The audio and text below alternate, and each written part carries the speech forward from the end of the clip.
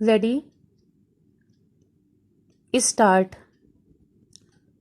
समाज में महिलाओं की स्थिति को देखते हुए डॉक्टर भीमराव अंबेडकर ने कहा था कि वे किसी भी समाज की प्रगति को वहाँ की महिलाओं की स्थिति से मापते हैं।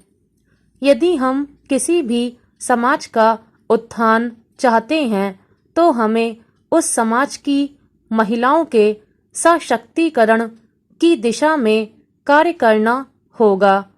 इसके लिए मजबूत विधिक प्रणाली की आवश्यकता है जो महिलाओं के हितों की रक्षा कर सके और उन्हें बराबरी का हक और न्याय दिला सके। स्पष्ट है कि समान नागरिक संहिता की सबसे अधिक आवश्यकता मुस्लिम समुदाय को है। भारत में मुस्लिम पर्सनल लॉ के विरुद्ध सबसे कड़ी आलोचनाओं में है कि यह मुस्लिम पुरुषों को एक से अधिक पत्नियां रखने की अनुमति देता है, लेकिन इस तथ्य को अक्सर नजरअंदाज कर दिया जाता है कि एक से अधिक बार शादी करने वाले मुस्लिम पुरुष प्रत्येक पत्नी के प्रति अपने कानूनी और सामाजिक दायित्वों को पूरा करने के लिए कानूनी रूप से बाध्य हैं। समान नागरिक संहिता को संहिताबद्ध करने की मांग में इस वास्तविकता को संदर्भ में रखा जाना चाहिए और यह सुनिश्चित किया जाना चाहिए कि कोई भी व्यक्ति गलत काम करके बच ना पाए। उल्लेखनीय है कि समान नागरिक संहिता के तहत विवाह, तलाक, गोद लेने, उत्तराधिकार, गुजारा भत्ता, संपत्ति आदि से जुड़े मामले आते हैं। स्पष्ट है कि समान नागरिक संहिता महिला अधिकारों से जुड़ी समस्याओं और मुद्दों पर सर्वाधिक सकारात्मक प्रभाव डालने वाली है। वैसे सभी समुदायों के निजी कानूनों में समय के साथ थोड़ा बहुत बदलाव करके उन्हें महिलाओं के हित में करने की कोशिश की गई है और इसमें कुछ सफलताएं भी मिली हैं, परंतु अभी भी बहुत कुछ किया जाना बाकी है। वस्तुतः निजी कानून मूलतः पुराने रस्मों रिवाज, मान्यताओं और पितृसत्तात्मक धार्मिक व्याख्याओं पर ही आधारित है। मुस्लिमों में लैंगिक असमानता की कुछ बानगी देखने लायक है। आज एक मुस्लिम पुरुष को 4 महिलाओं से शादी की अनुमति है। चिंता की बात है कि 21वीं शताब्दी में भी बहु विवाह जैसी कुप्रथा जारी है। 3 तलाक को अपराध घोषित कर दिया गया है। अभी की स्थिति में विरासत के मामले में मुस्लिम महिला को पुरुषों के मुकाबले आधा अंश ही मिलता है। उन्हें कृषि भूमि में हिस्सा ही नहीं मिलता। हालांकि कुछ राज्यों में यह कानून बदला गया है। पिछले समय में उच्चतम अदालत ने कहा था कि मुस्लिम समाज को इस मामले में पहल करने की जरूरत है ताकि प्रगति की दौड़ में वे दूसरों से पीछे न रहें।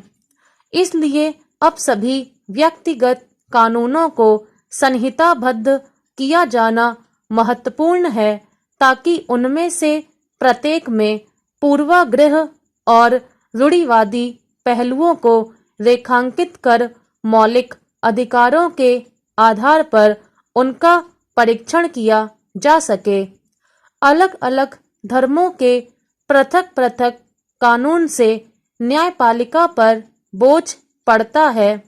समान संहिता लागू होने से इस परेशानी से निजात मिलेगी और अदालतों में वर्षों से लंबित मामलों के फैसले भी जल्द होंगे। देश में शादी, तलाक, गोद लेना और जायदाद के बंटवारे में सबके लिए एक जैसा कानून होगा, फिर चाहे वह किसी भी धर्म का क्यों ना हो। ऐसे में इस बात पर भी समग्रता से विचार करना चाहिए कि क्या समान नागरिक संहिता मुस्लिम महिलाओं के हितों और अधिकारों का पक्षधर नहीं है। पिछले साल दुनिया की आबादी 8 अरब लोगों तक पहुंचने के बाद वर्ष 2023 जनसंख्या के लिहाज से मील का पत्थर साबित हुआ, क्योंकि भारत दुनिया के सबसे अधिक आबादी वाले देश के रूप में चीन से आगे निकल गया। जब हम दोनों देशों के जनसंख्या पिरामिड की तुलना करते हैं तो देख सकते हैं कि चीन के अधिक संकुचित जनसंख्या पिरामिड की तुलना में भारत की जनसंख्या में युवा और कामकाजी आयु वर्ग के लोगों का एक मजबूत आधार है। आज चीन की कुल प्रजनन दर लगभग 1.2 है, जबकि भारत की कुल प्रजनन दर 2.0 है। भारत अपनी बड़ी कामकाजी आयु वाली आबादी की उत्पादकता में उछाल के लिए तैयार है, लेकिन देश को यह सुनिश्चित करना होगा कि वह अपने जनसंख्या पिरामिड को स्थिर रखे, क्योंकि अधिकांश आबादी की उम्र बढ़ रही है और कुल प्रजनन दर में गिरावट जारी है। विश्व जनसंख्या दिवस पर संयुक्त राष्ट्र की ओर से कुछ रोचक तथ्य पेश किए गए हैं, जो कि इस तरह से हैं। 20वीं सदी के मध्य से लेकर आज तक पृथ्वी पर जनसंख्या में 300% की वृद्धि हुई है। नवंबर 2022 के मध्य में पृथ्वी पर मानव जनसंख्या का आंकड़ा 8 अरब को पार कर गया, जबकि 1950 में यह आंकड़ा केवल 2.5 अरब का था। करीब 13 साल पहले 2010 से जहां इसमें 1 अरब लोग और जुड़े, वहीं 25 साल पहले 1998 से लेकर अब तक विश्व जनसंख्या 2 अरब बढ़ी है। अगले 30 सालों में पृथ्वी पर 2 अरब की जनसंख्या और जुड़ जाएगी। अनुमानतः 2050 में जनसंख्या 9.7 अरब हो जाएगी और 2080 के मध्य तक 10.4 अरब। पिछले 3 दशकों में जहां केवल 12 साल में मानव आबादी 1 अरब और बढ़ गई, वहीं इस जनसंख्या वृद्धि दर में उल्लेखनीय गिरावट देखने को मिलेगी, क्योंकि इसमें अगला 1 अरब का आंकड़ा जुड़ने में 15 वर्षों का समय लगेगा। पिछले कई दशकों से चीन दुनिया की सर्वाधिक जनसंख्या वाला देश था। अब भारत चीन से आगे निकल गया है।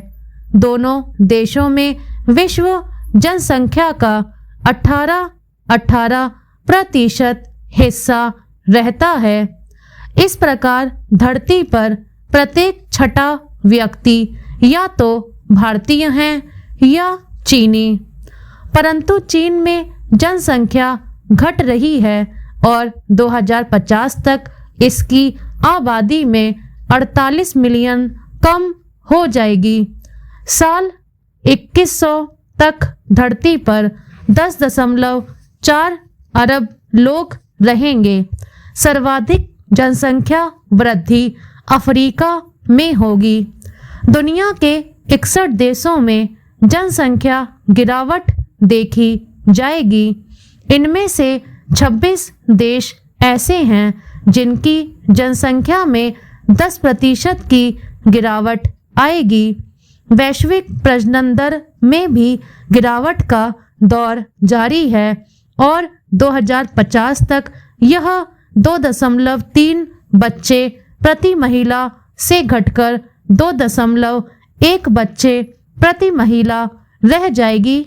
स्टॉप।